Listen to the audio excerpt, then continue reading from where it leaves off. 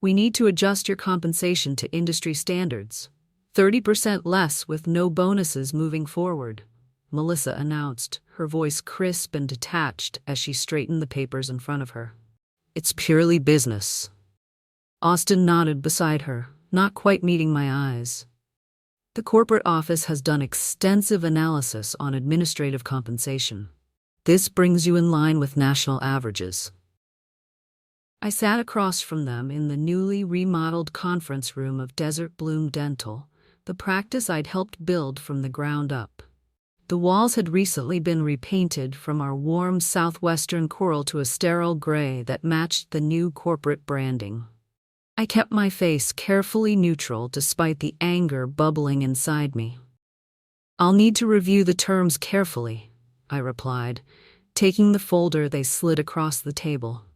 My voice remained steady, professional, just as it had been during the thousands of patient interactions I'd managed over the past 18 years. "Of course," Melissa said with a thin smile, clearly relieved I hadn't made a scene. "We'll need your decision by Friday." My name is Barbara Green, and until 3 months ago, I was the office manager of the most successful dental practice in Chandler, Arizona.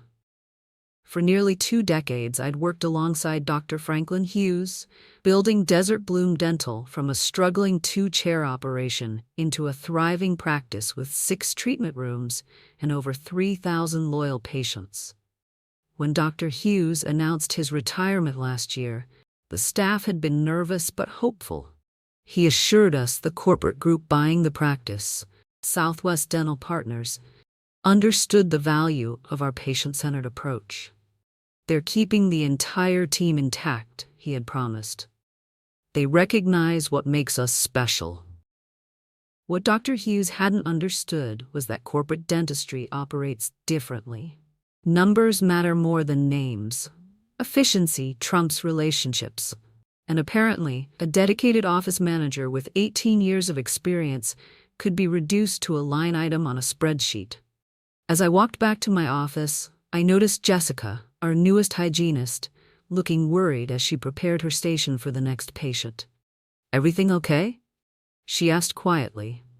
I nodded. "Just some administrative changes being discussed." I wasn't ready to share the news yet. Not until I'd processed it myself. Back at my desk, I opened my drawer and pulled out the business card I'd received 2 weeks earlier at the regional dental conference. Dr. Nathan Fuller had approached me during the lunch break, expressing admiration for how Desert Bloom operated. "If you ever consider making a change," he had said, "I'd love to discuss some ideas with you." At the time, I'd politely tucked the card away. Now I picked up my phone and dialed the number. I've never considered myself irreplaceable. After all, in healthcare administration, the goal is to create systems so efficient that operations continue smoothly regardless of who's managing them. But there's a difference between building reliable systems and building relationships. Systems can be replicated. Relationships take years. Dr. Hughes understood this from the day he hired me. When I was a 32-year-old single mother with administrative experience but no dental background, he recognized something in me that went beyond my resume. "Barbara," he'd said during my interview, "I can teach anyone about dental procedures and insurance codes. What I can't teach is how to genuinely care about people." Over the years, I'd become more than an office manager. I was the face patients saw when they walked in. The voice that called to check on them after difficult procedures. The person who remembered their children's names and college graduations. I knew which patients needed extra time in the schedule, which ones required billing flexibility during hard times, and which ones would drive across town for their favorite hygienist. When elderly patients couldn't drive, I organized transportation. When families struggled financially, I worked with insurance companies to maximize benefits. When frightened children came in, I had special toys waiting and knew exactly how to calm their fears. My desk drawer contained 18 years of thank you cards, not addressed to Desert Bloom Dental, but to me personally. Over the past 3 months, Austin and Melissa had been running Desert Bloom with their corporate playbook. They introduced efficiency protocols, stripped away the warmth, and pushed a patient processing mentality. Dr. Hughes hadn't even fully moved out before they changed the decor, removing the cozy waiting room and installing sterile, uniform chairs. I tried to advocate for our patients. Our Thursday evening hours are essential for working families. Mrs. Wilson brings homemade cookies every Friday. It's been her tradition for 12 years. But my feedback was brushed off with corporate phrases like, "We appreciate your input." Meanwhile, patients noticed the difference. They looked confused, disappointed, even hesitant. Some whispered things like, "Has Dr. Hughes actually retired? This doesn't feel like the same place anymore." And honestly, I was starting to wonder the same. That night, I met with Dr. Fuller at a quiet corner of Wildflower Bread Company. I explained everything. They want to cut my salary by 30%. No more performance bonuses either. He wasn't surprised.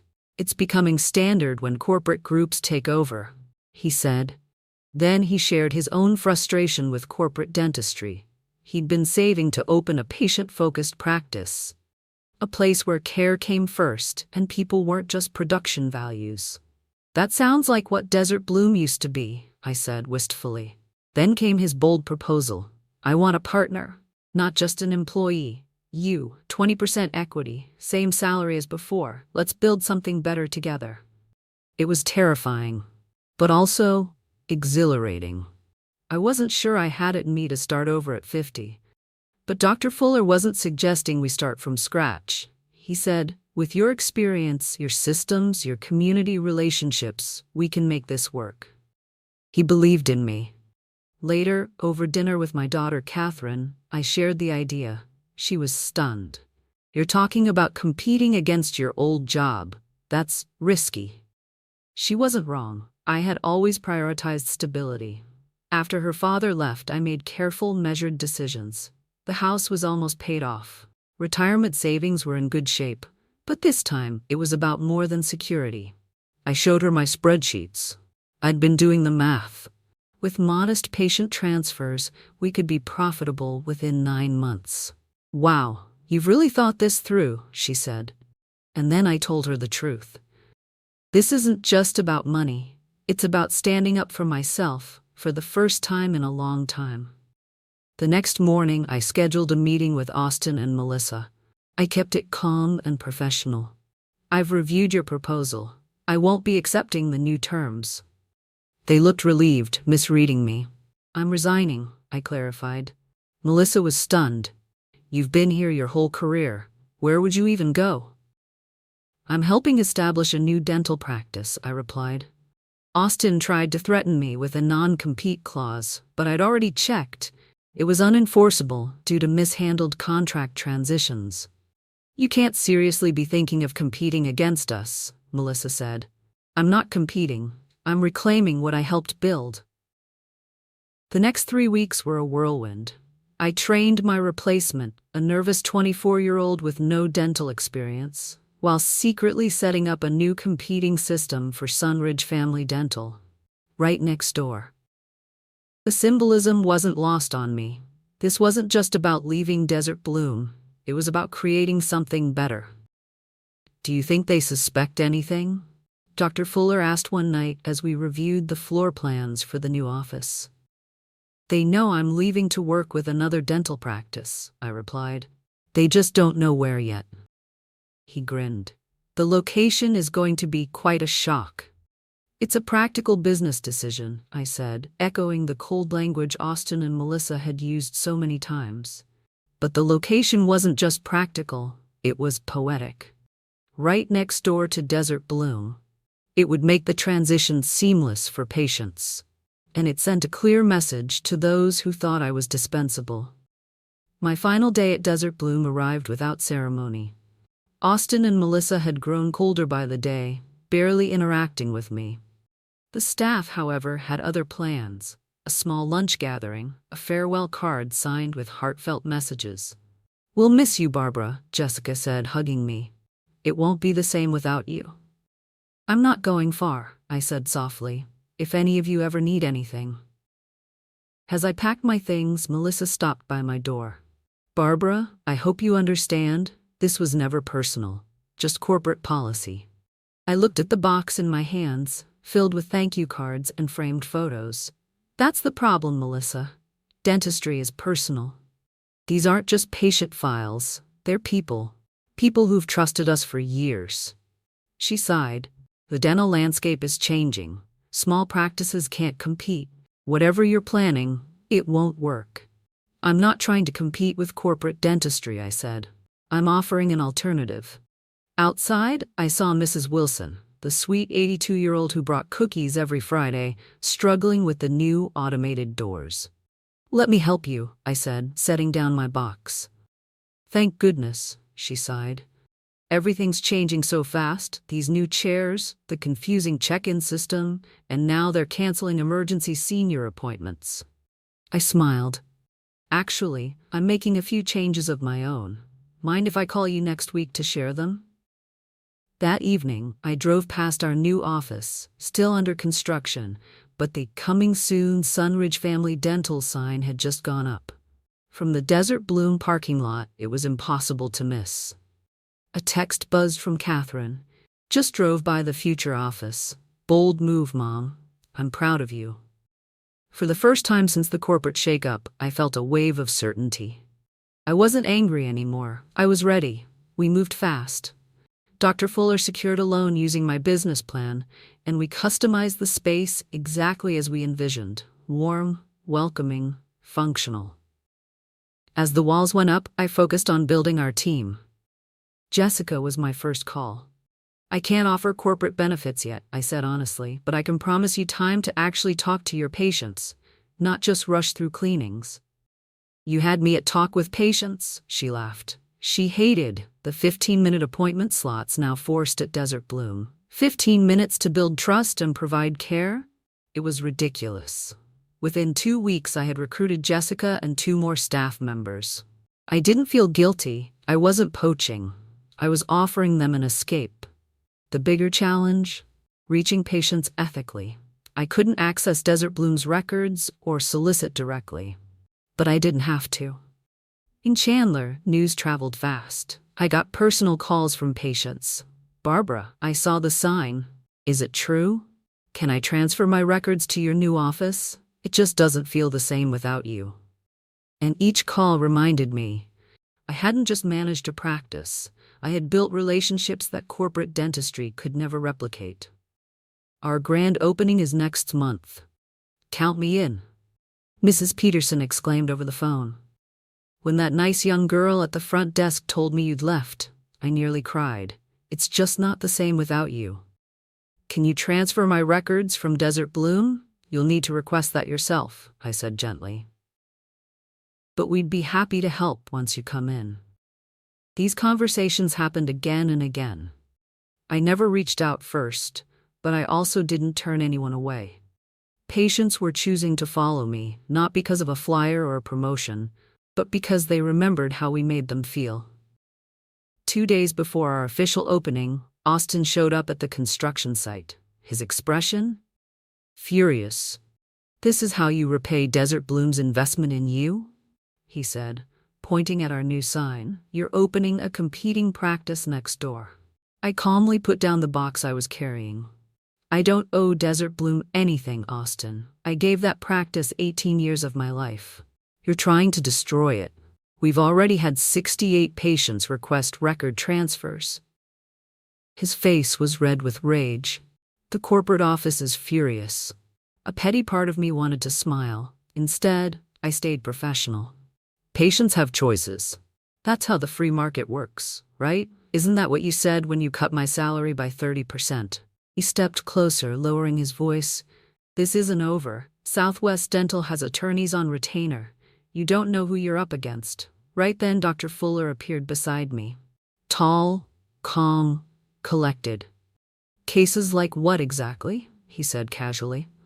"A new practice opening in a commercially zoned space? Patients choosing their provider that's perfectly legal." Austin's eyes darted between us. "You've made a powerful enemy," he warned. and then he left. 68 patients already? Dr. Fuller asked, eyebrow raised. It's just the beginning, I said. Opening day came and it exploded. We scheduled 20 patients expecting a modest start. By midday, the waiting room was packed. Walk-ins came by to welcome us. By evening, 83 appointments had been scheduled for the coming weeks. This is unprecedented, Dr. Fuller said, reviewing the numbers. It's not about the practice, I replied. It's about trust. From my new office window, I could see directly into Desert Bloom's now empty waiting room. Throughout the day, Melissa had peeked out, watching our steady stream of happy patients. At 5 p.m., Jennifer, the new admin they'd hired to replace me, walked into our office. She looked nervous. Hi, Barbara. I was wondering, do you need another admin assistant? Everything okay? They're talking about letting me go, she said miserably. Austin says it's my fault patients are leaving. But they keep changing everything, the systems, the appointments. Mrs. Wilson yelled at me yesterday because we wouldn't give her an emergency visit. I felt a surprising wave of sympathy. We hadn't planned to hire another admin yet, but I remembered how it felt to be discarded. We can start you part-time, I said, with room to grow. Thank you, Barbara. I won't let you down. Jessica popped in later with another stack of records transfer requests. 39 more today, she said. At this rate, we'll have half of Desert Bloom's patients by the end of the month. I looked at the forms, each one a symbol of loyalty and trust. It's not about revenge, I said aloud. But I couldn't lie. Watching Melissa stare through the glass with that defeated expression, it felt a little like justice. 6 months after Sunridge Family Dental opened its doors, we had officially surpassed every projection in our business plan. We weren't just surviving, we were thriving. We now had over 2,000 active patients, and more than 2/3 of them had transferred from Desert Bloom. The fallout next door was hard to miss. Through the local dental grapevine, we heard Southwest Dental Partners was considering selling the underperforming Desert Bloom location. Austin had already been reassigned to another practice in Phoenix. Melissa, still clinging on, was desperately trying to rebuild the patient relationships that had deteriorated under her leadership. They're offering steep discounts now, Dr. Fuller mentioned one morning as we reviewed our weekly schedule. Corporate isn't happy with the quarterly numbers. I just nodded. Discounts won't fix their real problem. People don't want to be rushed and processed like items on a conveyor belt. That contrast between our practices was obvious in everything we did. At Desert Bloom, appointments were crammed, rushed, transactional. At Sunridge, we took our time. We listened. We remembered names and preferences. We reinstated emergency senior appointments. And yes, Mrs. Wilson now brought her famous cookies to us every Friday.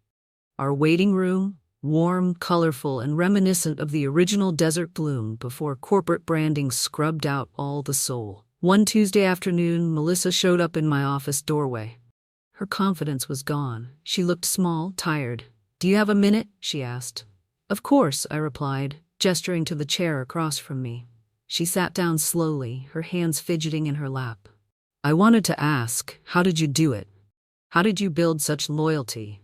There was no sarcasm, just genuine confusion and regret.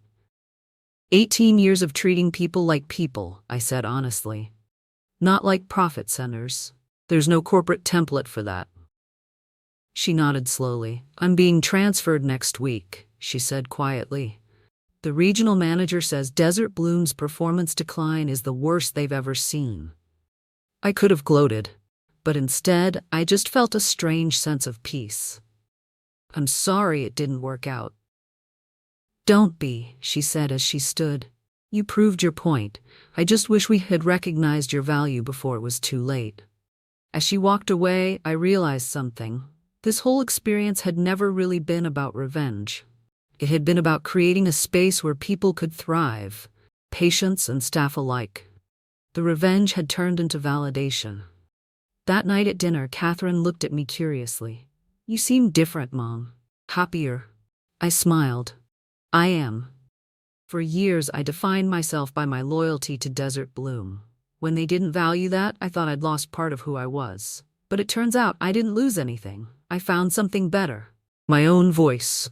She raised her glass. To finding your voice at 50, we toasted, and I felt it. That unexpected transformation. I hadn't just built a new business. I'd built a new version of myself, stronger, bolder, unafraid. Austin and Melissa tried to reduce my worth to a number on a balance sheet. But what they really did was uncover my true value, not just to the practice, but to myself. In the end, their purely business decisions sparked my most personal awakening.